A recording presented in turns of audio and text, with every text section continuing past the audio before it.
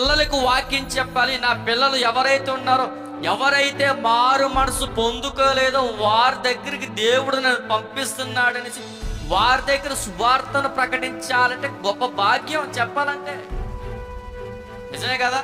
ఒక ఊరిలోనికి ఇప్పుడు మనమే ఉన్నాం మన మన సంఘంలోని ఎవరైనా మా పలానా ప్రాంతంలో వాక్యం చెప్పాలి అంటే పరుగులు తీసేవారు ఉన్నారో లేరు చెప్పండి. ఉన్నారు.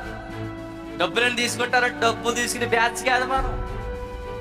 కానీ అంటే ఇప్పుడు అయ్యగారి పరిస్థితి ఎలాగుందంటే గంట సేపు ప్రసంగానికి 20,000. అదే ఇంకా అంతకన్నా పెద్ద సేవకుడు ఒక గంట సేపు ప్రసంగానికి 30,000. 3 రోజుల మీటింగ్స్కి 50,000.